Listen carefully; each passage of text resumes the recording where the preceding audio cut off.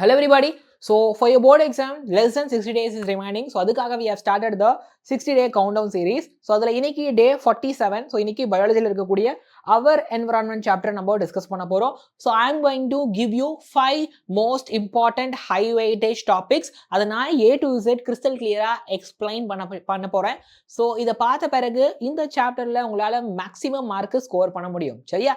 So before we start our session, don't forget to subscribe the channel. This channel is created for the class 10 CBSE students of Tamil Nadu, right? நீங்க subscribe பண்ணிட்டீங்க அப்படின்னா don't forget to like the video and follow us on all the social media platform.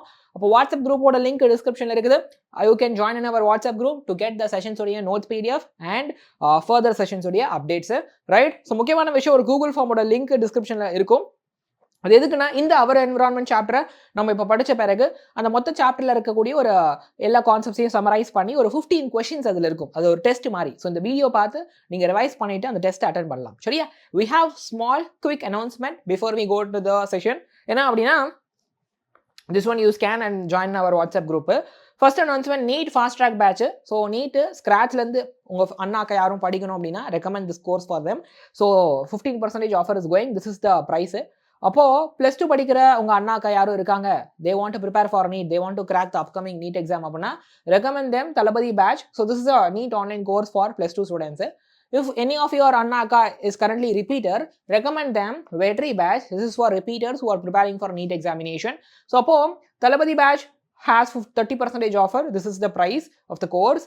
And the Vetri batch has also 30% offer. This is the price of the course. In all course link description irukku. The all course live class, recorded videos, weekly test, grant test, module test, அதுக்கப்புறம் crash course, test series எல்லாமே complete பேக்கேஜாக இருக்குது.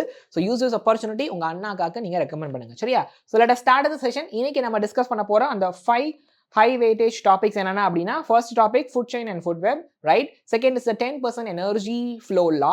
Third is the biodegradable versus non biodegradable waste. Fourth is the biomagnification, right? Fifth is the ozone layer depletion. சரியா? So அப்போ let us start with the food chain and food web. ஃபுட்டுனா சாப்பாடு, செயின்னா என்ன chain பாருங்க எப்படி அதை connect பண்றேன்னு சொல்லிட்டு. ஸோ ஃபுட் செயின்னா என்னது? It is a food chain it is a series of organism. அப்போ உயிரினங்கள் அடுத்தடுத்து சீரீஸா இருக்குது. அப்போ பாருங்க அந்த இடத்துல என்ன ஆகும், each organism feeds on the one before it. as you can look at here, இங்கே பிளான்ட்டுங்கிறது ஒரு ஆர்கானிசம். இந்த பிளான்ட்டை இந்த பர்டிகுலர் ஜிராஃபி சாப்பிடும், ஜிராஃபியை லயன் சாப்பிடும். ஸோ அப்போ இதுதான் ஒரு ஃபுட் செயின், ரைட்? அப்போ இந்த ஃபுட் செயினில் ஒவ்வொரு ஆர்கானிசம் அதுக்கு முன்னாடி இருக்கிற ஆர்கானிசத்தை சாப்பிடுது. இது இதை சாப்பிடுது, இது இதை சாப்பிடுது. புரிஞ்சுதா? That is the food chain, right? அப்போ இது எதை ரெப்ரசென்ட் பண்ணுது? It is representing feeding relationship and transfer of energy in an ecosystem. ஒரு பர்டிகுலர் என்விரான்மெண்ட் எக்கோசிஸ்டத்தில் ஒரு ஆர்கானிசத்துக்கும் இன்னொரு ஆர்கானிசத்துக்கும் இடையில இருக்கிற ஃபீடிங் ரிலேஷன்ஷிப் என்னது? அப்போ வாட் டஸ் இட் மீன்னா, பிரைமரி கன்சியூமர்னு சொல்றோம்ல, அப்பனா this is the first consumer அல்லது main consumer. I can say first consumer சொல்லுவாங்க. இது consumes the plant, right? This produces food by photosynthesis. So இது producer சொல்றோம், ரைட்டா? அது என்ன மாதிரியான ஒர்க் பண்ணுது in terms of food production அல்லது in terms of nutrition source அப்படின்னு பேசும்போது it produces food, so producer. இது ஃபர்ஸ்ட் இருக்கக்கூடிய கன்சியூமர், ஸோ பிரைமரி கன்சியூமர். இது அடுத்து இருக்கக்கூடிய கன்சியூமர், ஸோ செகண்டரி கன்சியூமர். அந்த மாதிரி. சரியா? மோஸ்ட்லி லயன்லாம் டெர்ஷரி கன்சியூமர்ல வரும், ரைட்? இந்த எக்ஸாம்பிள்ல நம்ம இந்த இமேஜ்ல இங்க செகண்டரி கொடுத்துருக்காங்க. சரியா? சோ அப்போ ஃபீடிங் ரிலேஷன்ஷிப் சொல்லும், ரெண்டா எனர்ஜி டிரான்ஸ்ஃபரையும் உங்களுக்கு சொல்லும். பாருங்க, இதுல இருக்கிற எனர்ஜி இங்க இருந்து இங்க போகும், ரைட்டா? If the giraffe eats a plant, then energy இங்க இருந்து இங்க போகும் if the lion eats the giraffe, ரைட்டா? சோ எனர்ஜியும் டிரான்ஸ்ஃபர் ஆகிறத நீங்க ஃபுட் செயின்ல ரெப்ரசென்ட் பண்ணிக்க முடியும். கிளாரிட்டி இருக்குதா? What is food chain, what does it represent? Okay, அடுத்து பாருங்க, இதுல we have something called trophic levels. So trophic அப்படினாலே நியூட்ரிஷன் அப்படின்னு அர்த்தம், ரைட்டா? ஸோ அப்போ அந்த ஃபுட் செயின்ல ஒவ்வொரு ஆர்கானிசமும் ஆக்குபை பண்ணக்கூடிய அந்த லெவலை தான் we call as trophic level. So பாருங்க, this is the first trophic level. We call it producer, right? Also I can call it as autotroph. Autotroph அப்படின்னா ஆட்டோனா automatic. So they prepare their own food ன்னு சொல்லலாம். Who are the producer which occupy the first trophic level அப்படின்னா green plants தான், right? எப்படி பண்றாங்க? how they are producing the food? solar energy, சன்ல இருந்து எனர்ஜியை கேப்சர் பண்ணி ரிசீவ் பண்ணி அதை வச்சு அதை கெமிக்கல் எனர்ஜியா மாத்துறாங்க ஃபுட்டா, ஓகே, குளுக்கோஸ் ப்ரொடியூஸ் பண்றாங்க photosynthesis மூலமா. சரியா? சோ அப்போ what is trophic level, what is the first trophic level, யார் அதுல இருக்கறா, அவங்க என்ன பண்றாங்கன்னு பார்த்தோம். ஹோப் இது கிளியர் நினைக்கிறேன். Now let us talk about the second trophic level. So second trophic level is the primary consumer னு சொல்லுவோம். இந்த trophic levelக்கு அடுத்து இருக்குது. யார் இதுல இருப்பா? இந்த animal eats the plant, so it is actually called as herbivore. What is it called? Herbivore. So they eat on the plant or producer. Right? Idan second trophic level. So we have seen what is second trophic level and we have seen the example and what do they do அப்படினு பார்த்தோம். சரியா? Now the third and fourth trophic level பார்த்துக்கோங்க. Right? So producer is there, அதை சாப்பிடுறது primary consumer, that is the herbivore. அதை சாப்பிடுறது secondary consumer, that is a carnivore. அதையும் சாப்பிடுறதுக்கு பேரு tertiary consumer. அது உங்களுக்கு I can say it will come under the top carnivore. அப்ப இது first trophic level, இது second trophic level. third trophic levelல secondary consumer வரும். they eat the herbivore. இங்க இருக்கிற carnivore herbivore சாப்பிடும். fourth trophic levelல tertiary consumer or top carnivore will come. Right? Here larger carnivore feed on the secondary consumer. Here you have secondary consumer. So இந்த secondary consumer இங்க இருக்க carnivore சாப்பிடும். சரியா? இது herbivore, இது primary carnivore, இது secondary carnivore அல்லது top carnivore சொல்லலாம். Clarity இருக்குதா? Third, fourth trophic level clear? Right. So this is the உங்களுக்கு trophic levels. அதை ஒரு pyramid shapeல கொடுத்திருக்காங்கன்னா that is the ecological pyramid னு சொல்லுவாங்க. பேஸ்ல producer இருக்கும், அதுக்கு அடுத்து primary consumer, அதுக்கு அடுத்து secondary consumer, அதுக்கு அடுத்து tertiary consumer. So energy அடுத்த லெவலுக்கு போகுது. So this thing will be included in your class 12 syllabus. சரியா? Right. What is food web then? உங்களுக்கு food chainல ஒரு ஆர்கானிசம், இன்னொரு organism, another organism, then another organism இப்படி இருக்கும். பட் நேச்சர்ல இப்படிப்பட்ட food chain is not exist. They don't exist like that. Right? They will be existing as a food web only. So உங்களுக்கு more than one food chain இப்படி connect ஆயிருக்கும் food web பொறுத்த வரைக்கும். See, இது plant, அதை fish சாப்பிடுது, ஃபிஷ்ஷை tuna சாப்பிடுது, திருப்பி இதை krill சாப்பிடுது, மெக்கரல் சாப்பிடுது, டியூனா சாப்பிடுது, திருப்பி மெக்கரலை வந்து காட் சாப்பிடுது, அதை சீல் சாப்பிடுது. ரைட்? ஹெரிங்கை திருப்பி சீல் சாப்பிடுது, ஹெரிங்கை டாக் ஃபிஷ் சாப்பிடுது, டாக் ஃபிஷ்ஷை சீல் சாப்பிடுது. ஸோ பார்த்துக்கோங்க. அப்படின்னா இந்த மாதிரி தான் லாட் ஆஃப் இன்டர் கனெக்ஷன்ஸ் இருக்கும். ரைட்டா? இப்படி லீனியராக ஒரு ஃபுட் செயின் அப்படிங்கிறது இருக்காது. ஒன்று இப்படி கனெக்ட் ஆகி தான் இருக்கும். That is the food web. So what is happening? More than one food chain interconnect ஆயிருக்குது, ஒரு நெட்வொர்க்கை ஃபார்ம் பண்ணுது. That is our food web. Clarity இருக்குதா? ஸோ எப்படி ஃபார்ம் ஆகுது? ஒரு ஆர்கானிசம் யூஸ்வலா மல்டிபிள் ஆர்கானிசம் சாப்பிடும். அதாவது one organism is usually eaten by multiple organism. அப்போ ஐ கேன் சே இந்த ஹெரிங் ஃபிஷ்ஷை டியூனாவும் சாப்பிடும். ஸோ எனர்ஜி இங்கே இருந்தே போகும். அதே ஹெரிங் ஃபிஷ்ஷை சீலும் சாப்பிடும். ரைட்? அதே ஹெரிங் ஃபிஷ்ஷை காடும் சாப்பிடும். அதே ஹெரிங் ஃபிஷ்ஷை டாக் ஃபிஷ்ஷும் சாப்பிடும். ஸோ அப்போ ஒரு ஆர்கானிசமை மோர் தேன் ஒன் ஆர்கானிசம் சாப்பிடுது இல்லையா? So that's how this food web actually forms. கிளியரா? ரைட். இப்போ இதோட இம்பார்ட்டன்ஸை பார்க்கலாம். As you can see the food web, you will find it out. It is not simple. It has complex feeding relationship. சரியா? இது சாப்பிடுது, என்னடா இத்தனை கனெக்ஷன் போகுது, நூடுல்ஸ் மாதிரி நீங்க நினைப்பீங்க. So it will be complex, சிம்பிளா இருக்காது. ரைட்? பட் ஆனா உங்க அந்த என்விரான்மெண்ட், அந்த எக்கோசிஸ்டத்துக்கான ஒரு ரொம்ப ரியலிஸ்டிக்கான, ஒரு ப்ராக்டிக்கலான, ஒரு அக்யூரேட்டான பிக்சர்னா இந்த இடத்துல என்ன வரும்னா, ரியல் வேர்ல்ட்ல, ரியல் எக்கோசிஸ்டம்ல இந்த ஒரு ஆர்கனிசமும் இன்னொரு ஆர்கனிசமும் எப்படி வந்து ஃபீடிங் ரிலேஷன்ஷிப் வச்சிருக்குது அப்படிங்கிறதுக்கான கிளியர் ஐடியாவை, அக்யூரேட் ஐடியாவை இது கொடுக்கும். ஸோ அதான் சொல்றாங்க கிவ் அ ரியலிஸ்டிக் பிக்சர் அப்படின்ட்டு. கிளாரிட்டி இருக்குதா? புரியுதா? ஸோ ஃபுட் வெப்னா என்னன்னு பார்த்தோம், அதோட இம்பார்ட்டன்ஸ் என்னன்னு பார்த்தோம். சரியா? ஸோ இப்போ let's go for the second ஹைபைடேஷ் topic, that is the 10% law. You know something? Plant, அதுவும் green plant, they are doing the photosynthesis. கரெக்டா? They are the producer. How are they doing it? சன்ல இருந்து வர எனர்ஜியை வச்சு பண்றாங்க. ஒரு விஷயம் தெரியுமா? சன்ல இருந்து வர எனர்ஜியில 1% ஆஃப் த சன்லைட் மட்டும் தான் உங்களுக்கு போட்டோசிந்தசிஸ்க்கு யூஸ் ஆக போகுது. ரைட்டா? ஸோ லீஃப்ல ஃபால் ஆகிற சன்ல எனர்ஜில இருந்து 1% மட்டும் தான் பிளான்ட்டை யூஸ் பண்ணி அதை வச்சு போட்டோசிந்தசிஸ் பண்ணும். சரியா? அதுலயுமே அப்போ சன்ல இருந்து வர எனர்ஜியில 1% தான். எப்படி? சன்ல இருந்து வர எனர்ஜியில let's say this is the sun. So the energy that comes from the sun, among that energy only 1% goes to the plant or producer, right? So plant or producer, after it performs the photosynthesis, it will prepare the food. But the plant or producer ஒரு herbivore சாப்பிடுது, it is the primary consumer. கரெக்டா? அப்படின்னா இதுல இருக்கிற எனர்ஜில, the energy that the producer has, இதுல இருக்கிற எனர்ஜில only 10% will go to the next trophic level. இப்போ if this herbivore is eaten by a carnivore, I can call it secondary consumer, then the energy the herbivore has, ஹெரிபோருக்கு இருக்கிற எனர்ஜியில இருந்து just 10% தான் உங்களுக்கு அடுத்த trophic லெவலுக்கு போகும். So that is the 10% law actually. What is it?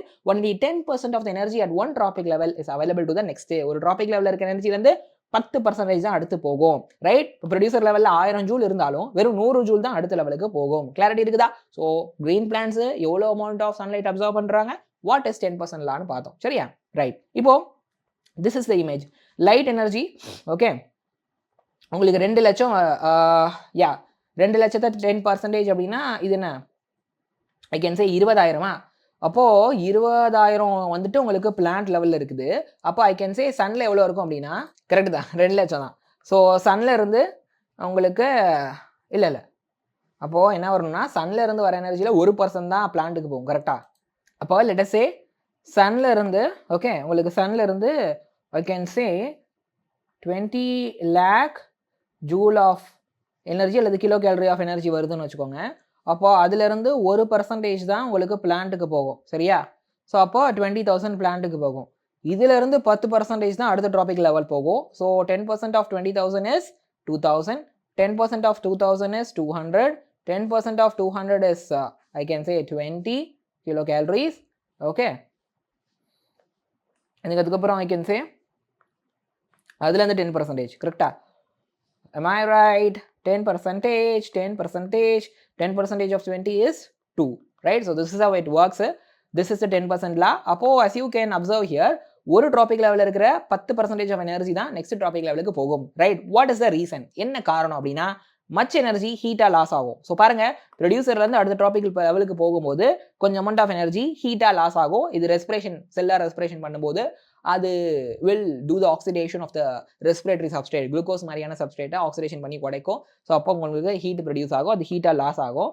இன்னொரு விஷயம் என்னதுன்னா, கொஞ்சம் அமௌண்ட் ஆஃப் எனர்ஜியை அந்த particular organism will use for doing it's day to day life activities. For example digestion, movement, reproduction மாதிரியான ஃபங்க்ஷன்ஸை பண்ணுறதுக்கு ஒவ்வொரு ஆர்கனிசத்துக்கும் எனர்ஜி தேவையில்ல. அப்போது அதுக்கு கிடைக்கிற எனர்ஜியில் அது கொஞ்சம் யூஸ் பண்ணிடும், ரைட்? மிச்சம் ஒரு 10% தான் அடுத்தடுத்த ட்ராபிக் லெவலுக்கு கொடுக்கும், ரைட்? தானமும் தர்மமும் தனக்கு போக அப்படின்னு ஒன்றும் இல்லை, அது மாதிரி அது யூஸ் பண்ணிட்டு it will give the remaining to the next trophic level, right? Right, super great. So அப்போ ஹோப் இது கிளியர்னு நினைக்கிறேன். நவ் இந்த இடத்துல எனர்ஜி ஃப்ளோவை if you have observed, so energy flow பார்த்தீங்கன்னா ஒரு டைரக்ஷனில் இருக்கும், இன் ஒன் டைரக்ஷனு. ஸோ சன்லேருந்து ப்ரொடியூசர், அங்கேருந்து கன்சியூமர், அப்போ கன்சியூமர்லேருந்து டீகம்போசர் வரும். அப்போ லுக் அட் ஹியர், இப்போ இதில் எந்த ஆர்கனிசம் செத்தாலும் what will happen, the decomposer will decay it and the energy will go to the decomposer. புரியுதா? கிளாரிட்டி இருக்குதா? ரைட்? ஸோ இதில் எது செத்தாலும் டேரெக்டாக டீகம்போசர் அதை டீகம்போஸ் பண்ணிடும். So energy will go to the decomposer. So அப்போது ஒரு சிங்கிள் டேரக்ஷனில் தான் எனர்ஜி வந்துட்டு ஃப்ளோ ஆகுறது நீங்கள் பார்க்க முடியும். Energy it is not going the reverse direction, right? இப்போ ப்ரொடியூசர்லேருந்து if it goes to the primary consumer, energy திருப்பி இங்கே வர போகிறதில்ல. சரியா? அதான் யூனி டேரக்ஷனல், யூனினா சிங்கிள். கிளியரா? புரியுதா? So let us see the traffic level size. நீங்கள் நல்லா பாருங்கள், இது these are the traffic levels. ஒவ்வொரு ட்ராபிக் லெவலில் சைஸ் இருக்கும். அப்போனா என்ன அர்த்தம்? நம்பர் ஆஃப் இண்டிவிஜுவல்ஸ்னு அர்த்தம், ரைட்டா? ஒவ்வொரு ட்ராபிக் லெவலையும் எவ்வளோ நம்பர் ஆஃப் இண்டிவிஜுவல்ஸ் இருக்காங்க. Actually if you move up the traffic level, if you move from producer to primary consumer to secondary consumer to tertiary consumer to quaternary consumer, what will happen அப்படின்னா, number of individuals degrees ஆகும். இப்போ plant நிறைய இருக்குது அப்படின்னா primary கன்சியூமருடைய count அதை விட கம்மியாக இருக்கும். Secondary consumer count will be less, tertiary consumer count will be very less, quaternary consumer count will be very very less. So vulture பாருங்கள் ஒன்று தான் இருக்குது, ரைட்? ஸோ ஏன் அப்படின்னா, இப்போ இதில் இருக்கிற எனர்ஜிலேருந்து 10% தான் இங்கே போகுது. அதை வச்சு it can feed only few organism. இதுலேருந்து 10%னா அதை வச்சு it can feed only few organism. அதுலேருந்து 10% எனர்ஜியை வச்சு ஃபியூ ஆர்கனிசம் தான் பிழைக்க முடியும். அதுலேருந்து 10% வச்சு only few organism can survive. So அதனால தான் டிக்ரீஸ் ஆகிட்டே போகும்.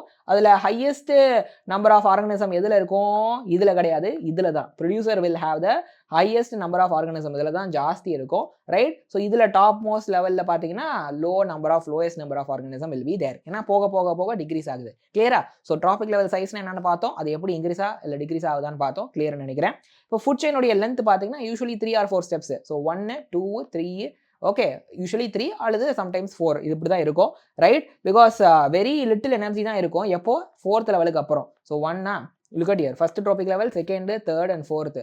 4த்னா 20 கேலரி, 4த்துக்கு அப்புறம் வெறும் 2 கிலோ கேலரி தான் இருக்குது, கரெக்டாக? 20 கிலோ கேலரிக்கு அப்புறம் 2 இஸ் ஒன்லி தேர். இப்போ it is very very less. So இதுக்கப்புறம் ட்ராபிக் லெவல் போகிறதுக்கு எனர்ஜியே கிடையாது ஆக்சுவலாக, ரைட்டா? So we have seen what is length of food chain. So scan and join in our WhatsApp group, subscribe and like the video, right? Recommend our NEET fast track batch for the students who are preparing for NEET from scratch. +2 படிக்கிற NEET aspirants recommend our Thalapathy batch. ரிப்பீட்டராக இருக்கிற NEET ஆஸ்பிரன்ஸ்க்கு recommend our Vetri batch. Okay right, let us talk about the third high weightage topic of our environment, that is the biodegradable and non biodegradable. So மக்கும் குப்பை மக்கா குப்பைன்னு சொல்லுவாங்க, அதுதான். So what is biodegradable substance? ரொம்ப simple. இந்த சப்ஸ்டன்ஸை biological process மூலமா நம்ம பிரேக் பண்ணி டீகே பண்ணி உடைக்க முடியும். So what is biological process? So living process தான் அப்படி சொல்லுவாங்க, ரைட்? அப்போ தெர் ஆர் மைக்ரோ ஆர்கானிசம்ஸ், கரெக்டுங்களா? So we call it bacteria, fungi. இதெல்லாம் என்ன பண்ணும்? மக்கி போகக்கூடிய குப்பையை பிரேக் டவுன் பண்ணி உடச்சு அதை வந்து டீகே பண்ணுன்னு சொல்லுவாங்க, சரியா? So example food waste, paper, cotton cloth, leaves, ரைட்டா? இதெல்லாம் ஈஸியாக மக்கி போகக்கூடியது, ரைட்டா? ஏன்னா பேப்பர்லாம் வுட் பல்பில் இருந்து எடுக்கிறாங்க, ரைட்? ஸோ இதெல்லாம் நேச்சுரலாக உங்களுக்கு மக்கி போகும், தட் இஸ் டீகம்போஸ் ஆகும், ரைட்? என்னவா ஆகும் அப்படின்னா சிம்பிளர் சப்ஸ்டன்ஸாக மாறும், ரைட்டா? ஃபார் எக்ஸாம்பிள் ஃபுட்டு வேஸ்ட்டுங்கும் போது அந்த ஃபுட்டில் உங்களுக்கு செலுலோஸ் மாதிரி பாலிமர் இருக்குது, ரைட்? அல்லது ஸ்டார்ச் மாதிரி பாலிமர் இருக்குதுன்னா அதை பிரேக் டவுன் ஆகி சிம்பிளான இன்ஆர்கானிக் மெட்டீரியலாக மாறும், CO2 அந்த மாதிரி வந்து மாறும், ஒரு சில இன்ஆர்கானிக் நியூட்ரியண்டாக கூட மாறும், கரெக்டாக? ஸோ காம்ப்ளெக்ஸ் ஆர்கானிக்காக இருக்கிறது இன்னும் சிம்பிள் இன்ஆர்கானிக்காக மாறுறது தான் அந்த டீகாம்போசிஷன் ப்ராசஸே. ஸோ பயோடிகிரேடபிள் சப்ஸ்டன்ஸ்லாம் என்னது, எக்ஸாம்பிள் என்னது, அது எப்படி டீகே ஆகுதுன்றதை பார்த்தோம். ஹோப் இது கிளியர்னு நினைக்கிறேன். We'll look at non-biodegradable substance right now. So இதை வந்துட்டு மைக்ரோ ஆர்கானிசம்னால உடைக்க முடியாது. So this is can't be degraded by the living organism. So example plastic, metal, glass, ஒரு சில chemical pesticides. These chemicals cannot be degraded actually. ரொம்ப harmful. So these are the non-biodegradable. This is the example, right? So பாருங்க என்ன ஆகும், what is the problem அப்படின்னா non-biodegradable, okay, என்விரான்மெண்ட்ல ரொம்ப நாளைக்கு இருக்கும், ஓகே, அந்த வேஸ்ட் குப்பை. பயோடிகிரேடபிள் வேஸ்ட் வந்துட்டு it will decay, it will decompose, okay, and it will disappear. But நான் biodegradable is totally the opposite, அப்படியே ஆப்போசிட். டீகே ஆகாமல் அப்படியே ரொம்ப நாளைக்கு அந்த என்விரான்மெண்ட்ல இருக்கும், ரைட்? அண்ட் எக்கோசிஸ்டத்தில் இருக்கிற ஆர்கானிசம்ஸ்க்கு தீங்கு விளைவிக்கும். இப்போ இந்த கெமிக்கல் பெஸ்டிசைட்ஸ்லாம் ரொம்ப நாளைக்கு இருக்குதுங்கும் போது அந்த கெமிக்கல் பெஸ்டிசைட்ஸ் என்ன ஆகும், அப்படியே அக்ரிகல்ச்சரல் கிராப்ல இருந்து தண்ணியில் கலந்து it will go to the river. அப்போ அந்த chemical if it goes to the river, அங்கே இருக்கிற ஃபிஷ்ஷுக்குள்ளார அந்த கெமிக்கல் போய் ஃபிஷ்ஷை அட்டாக் பண்ண வாய்ப்பு இருக்குது. So that is the disadvantage and danger of the non biodegradable substance, சரியா? ரைட், ஹோப் இது கிளியர்னு நினைக்கிறேன். Let us talk about the fourth topic called bio magnification. இப்போ நான் சொன்ன அதே கண்டென்ட்டுக்கு கனெக்ட் ஆகும் பாருங்க, ரைட்? ஸோ எப்படி ஹார்ம்ஃபுல் கெமிக்கல்ஸ் ஃபுட் செயினில் என்டர் ஆகுதுன்னு பார்க்கலாம். So this is agricultural field. So ஒரு person is spraying the pesticide ஒரு இன்செக்டிசைட் மாதிரியான கெமிக்கல். அப்போ ஸ்ப்ரே பண்ணும்போது என்ன ஆகும், அக்ரிகல்ச்சரல் ஃபீல்ட்ல இருந்து it will go to the nearby water body, river மாதிரியான இடத்துக்கு போகும், ரைட்டா? ஸோ பாருங்க கெமிக்கல் பெஸ்டிசைட்ஸ், ரைட், அக்ரிகல்ச்சரில் யூஸ் பண்ணுறாங்க. அப்போது அது என்ன ஆகும், மழைலாம் பெய்யும்போது வாஷ் அவுட் ஆகி நியர்பையாக இருக்கிற ரிவர் மாதிரியான வாட்டர் பாடிஸுக்கு போகும், ரைட்? அப்போது இதே கெமிக்கல் பெஸ்டிசைட்ஸு வாட்டரில் கலக்கும் போது வாட்டரில் இருக்கக்கூடிய ஃபிஷ் மாதிரியான அக்வாட்டிக் ஆர்கானிசம்ஸ் அதை அப்சார்ப் பண்ணும். அதே போல் இது chemicals can go and pass into other பிளான்ஸுக்கு போக முடியும், ரைட்டா? பிளான்ஸில் இதை போடுறாங்க எதுக்காக அப்படின்னா டு அவாய்டு த பெஸ்ட்டு. அப்புறம் ஃபர்டிலைசரும் கெமிக்கல் ஃபர்டிலைசர் போடுவாங்க, மண் நல்லா ஃபர்டைலாக இருக்கணுன்றதுக்காக, நியூட்ரியன்ட் இருக்குன்றதுக்காக. பட் அதே கெமிக்கல் சில பிளான்ட் அஃபெக்ட் பண்ண வாய்ப்பு இருக்குது, ரைட்? இந்த கெமிக்கல்லாம் நான் பயோடிகிரேடபிள். ஸோ என்ன ஆகும், தீஸ் கெமிக்கல் ஸ்லோவாக ஃபிஷ்ஷுக்குள்ளாரையோ இந்த மாதிரி பிளான்ட்டுக்குள்ளார போகும். அந்த ஃபிஷ்ஷையோ பிளான்ட்டையோ நம்ம எடுத்து சாப்பிட்டோம்னா, பிளான்ட்னா வெஜிடபிள், நம்ம எடுத்து சாப்பிட்டோம்னா அந்த கெமிக்கல் நமக்குள்ளாரையும் வர வாய்ப்பு இருக்குது. ஸோ ஹார்ம்ஃபுல் கெமிக்கல்னா என்னன்னு பார்த்தோம். So will see how this works bio magnification. Look at here, trophic லெவல்ஸ்க்கு அக்ராஸா இந்த மேக்னிஃபிகேஷன் நடக்கும். What is magnification? ஜூம் ஆகுறது. ஸோ பாருங்க வாட்டரில் உங்களுக்கு அந்த கெமிக்கல் ரொம்ப கம்மியாக இருக்கும், ரைட்? அது மூலமாக பிளான்ட்டு ஃபிஷ்ஷுக்கெல்லாம் போகுதா? இப்போ ஆல்கேக்கு போகுது, அங்கேருந்து ஆல்கே சாப்பிட்ற இன்செக்ட் போகும், அங்கேருந்து இன்செக்டை சாப்பிட்ற இன்செக்ட் போகும், அங்கேருந்து இன்செக்டை சாப்பிட்ற ஃபிஷ்ஷுக்கு போகும், அங்கேருந்து ஃபிஷ்ஷை சாப்பிட்ற ஃபிஷ்ஷுக்கு போகும், அங்கேருந்து ஹியூமனுக்கு போகும். அப்போது ஹியூமனுக்கு போகும்போது அந்த கெமிக்கலுடைய லெவல் ரொம்ப ஜாஸ்தி இருக்கும், அப்போ அந்த விஷம் வந்து அதிகமாக இருக்கும், ரைட்டா? எக்ஸாம்பிள் மெர்க்குரி மாதிரியான chemical it will be there. So பாருங்க அந்த ஹார்ம்ஃபுல்லான கெமிக்கலுடைய கான்சென்ட்ரேஷன் வாட் இஸ் ஹேப்பனிங், ஒவ்வொரு டாபிக் லெவலும் போகும்போது இன்க்ரீஸ் ஆகும். அதுதான் மேக்னிஃபிகேஷன், ஜூம் பண்ணுற மாதிரி இன்க்ரீஸ் ஆகிட்டே போகும் கான்சென்ட்ரேஷனு, ரைட்? ஸோ அதில் எங்கே ஹையஸ்ட் இருக்கும் அப்படின்னா அந்த டாப் டாபிக் லெவல் இது, ரைட்? டாப் கன்சியூமர் யாரு? ஹியூமன்ஸ் தான், ரைட்டா? ஹியூமனு இன்னும் ஒரு சில ஆர்கானிசம் டாப் லெவலில் இருக்கும், இன்க்ளூடிங் ஹியூமன். அப்போ அவங்களுக்கு தான் நிறைய கெமிக்கல் போகும், அதுதான் பயோ மேக்னிஃபிகேஷன், சரியா?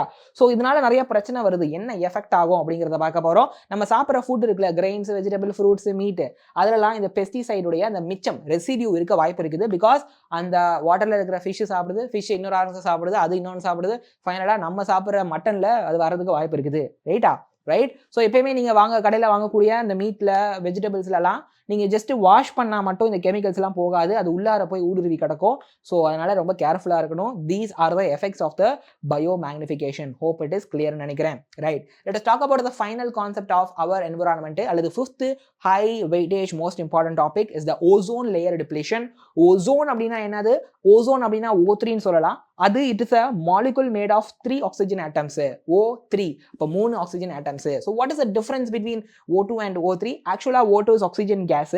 What is the purpose of it அப்படின்னா, நம்ம we require oxygen for breathing, right? So those are called aerobic organisms. What is it called? Aerobic organisms. அவங்களுக்கு ஆக்சிஜன் தேவை, அப்போதான் they can live. இப்போ how this ozone is different அப்படின்னா, this is actually poisonous near ground. அப்போ இந்த earth உடைய ground கிட்ட ozone இருக்குதுன்னா அது poisonous, danger. But if it is in the upper atmosphere level, ரைட்டா, அப்பர் அட்மாஸ்பியர் லெவலில் ஓசோன் இருக்குதுன்னா it is actually protective. How is it possible? யாரை ப்ரொடெக்ட் பண்ண போகுது? ஓசோன் லேயர் அப்பர் அட்மாஸ்பியரில் இருக்கும்பொழுது சன்ல இருந்து வர யூவி ரேடியேஷனை தடுத்துரும், ரைட்டா. ஸோ யூவி ரேடியேஷன் டேரக்டா எர்த்துக்குள்ள ரீச் ஆகாது. யூவி ரேடியேஷன் டேரக்டா, if the UV radiation reaches the earth, அப்போ எர்த்தில் இருக்கிற ஹியூமன்ஸுக்கு, பிளான்ஸுக்கு, அனிமல்ஸ்க்குலாம் டேஞ்சர். அது ஏன்னு நான் சொல்கிறேன். So you know what is ozone, what is the difference between O2 and O3 நினைக்கிறேன். ஹோப் இது கிளியர் நினைக்கிறேன். Let as see the importance of ozone. So எங்கே இருக்குன்னா ஸ்ட்ராட்டோஸ்பியரில் இருக்கும். ஸோ அட்மாஸ்பியர், ட்ரோபோஸ்பியர், அதுக்கப்புறம் மேலே உங்களுக்கு இந்த ஸ்ட்ராட்டோஸ்பியர் இருக்குதா. ஸோ அங்கே தான் இந்த ஓசோன் லேயர் வந்துட்டு இருக்கும், right. What is the purpose of it? சன்ல இருந்து வரக்கூடிய அந்த யூவி ரேடியேஷனை தடுக்கக்கூடிய ஒரு ஷீல்டா this ozone layer will act actually, right? I told you UV radiation is dangerous. I'll tell you why. So have you understood the importance of ozone? I'll tell you why this UV is dangerous னு சொல்லிட்டு. Because they can cause skin cancer. Plantலையும் சரி, அனிமல்லையும் சரி. Because skin cancer கண்ணில் பட்டுச்சுன்னா கண்ணே damage ஆகவே வாய்ப்பு இருக்குது, ரைட். அண்ட் அதே போல் it can harm plant and marine life, right. பிளான்ட்டையும் அட்டாக் பண்ணும், ரைட். வாட்டரில் இருக்கக்கூடிய ஆர்கானிசம்ஸையும் அட்டாக் பண்ணும். யூவிங்கிறது கொஞ்சம் பவர் ஜாஸ்தி, right. So hope you understand the harms of UV, right. இப்போ எப்படி ozone is formed in the atmosphere, அல்லது எக்ஸாக்டாக சொல்லணும்னா இந்த இடத்துல இருக்கக்கூடிய ஸ்ட்ராட்டோஸ்பியரில் எப்படி ஓசோன் ஃபார்ம் ஆகுது. as you can see here, இந்த இடத்துலலாம் ஓசோன் இருக்குது, ozone is absent over here. So அப்போ அங்கே ஒரு ஹோல் மாதிரி இருக்குதா, அப்போ அங்கே யூவி ரேடியேஷன் வருது. அதுதான் they will call it as ozone hole. அப்போ இந்த இடத்துல இருக்க ஓசோனோட கான்சென்ட்ரேஷன் கம்மியாக இருக்குன்னு அர்த்தம், சரியா. So let's see how ozone is formed. எப்படி ஃபார்ம் ஆகணும் அப்படின்னா, ozone is preventing the UV radiation, but ozone form ஆகிறதுக்கே we require UV radiation. Look at here, O2 molecule will be there in the upper atmosphere layer. இங்கெல்லாம் O2 இருக்கும். அந்த O2ல என்ன ஆகும், UV பட்டு it will get separated into 2 atomic oxygen. So we call O2 as molecular oxygen, right. We call these as atomic oxygen. அப்போ they will become as atomic oxygen. So இந்த atomic oxygen will combine with another O2. Look at here, இந்த atmosphere O2 இருக்குதா, அந்த O2ல UV படுது. So O2 is becoming O plus O. அப்போ இந்த O will get joined with another O2 that is in the upper atmosphere. இங்க இருக்கிற இன்னொரு O2ஓட சேரும், ரைட்டா. அப்போ இந்த கேஸில் ஓவும் O2வும் சேரும்போது you will get the ozone that gets formed in the upper atmosphere. Clarity இருக்குதா? ஸ்ட்ராட்டோஸ்பியரில் ஃபார்ம் ஆகும். So look at the steps. So first UV O2வை 2 ஃப்ரீ ஓவா பிரிக்கும் ஆக்சிஜன் ஆட்டமா. அந்த ஃப்ரீ ஆக்சிஜன் ஆட்டம் ஒரு O2ஓட ஆக்சிஜன் molecular ஆக்சிஜனோட கம்பைன் ஆகும்போது you will get this O3 ozone molecule. Okay, so that ozone molecule will be formed in the ozone layer. Clarity இருக்குதா? ஹோப் இது புரியுதுன்னு நினைக்கிறேன். So we have seen how ozone is formed, right? Now let's see the ozone அப்படிங்கிறது it is actually depleting. If the ozone ப்ராப்பரா அந்த லேயர்ல இருக்குது அப்படின்னா it will prevent the UV radiation from reaching the earth. So ozone உடைய layer degrade ஆகிட்டே இருக்குது, ozone deplete ஆகுது, குறையுது அப்படின்னா UV டைரக்டா எர்த்தை ரீச் பண்ணும், ரைட்டா. ஸோ எப்போ இதுல இருந்து குறையுதுன்னா 1980s இருந்தே குறைஞ்சிக்கிட்டு தான் இருக்குது. ஸோ சயின்டிஸ்ட் என்ன சொல்றாங்க, ozone layer has reduced it's thickness, அதோடைய திக்னஸ் வந்து குறைஞ்சு போயிருச்சு, ரைட். ரொம்ப தின்னா, ரொம்ப ஃபாஸ்டா தின் ஆகிக்கிட்டு இருக்குது. அதுவும் எப்போனா 1980s அந்த வருஷத்துல 1980s இது ரொம்ப தின் ஆகிட்டு இருக்கு அப்படின்னு சயின்டிஸ்ட் சொல்றாங்க. அப்போ இந்த ஓசோன் வந்து அதோடைய திக்னஸ் குறையுது பாருங்க. So that is actually called as ozone whole. ஓட்டை உழுறது இல்லை, அந்த ஓசோனுடைய திக்னஸ் குறையுது. ஸோ இது வழியா UV will enter. So we have learned what is ozone depletion. Hope இது கிளியர் நினைக்கிறேன். Who is causing the ozone depletion? ஏன் இங்க இருக்கிற ஓசோன் லேயர் உடைய கான்சென்ட்ரேஷன் குறையுது அப்படின்னா CFC is the reason. Chlorofluorocarbon. What is CFC? This is a chemical that is synthesized in the lab or factory. எதுக்கு இதை பயன்படுத்துவாங்க? This will be used in refrigerator, AC, fire extinguisher and aerosol sprays. ஒரு சில spray இருக்குல்ல, சாதாரண spreads, அதில் they will use the CFC.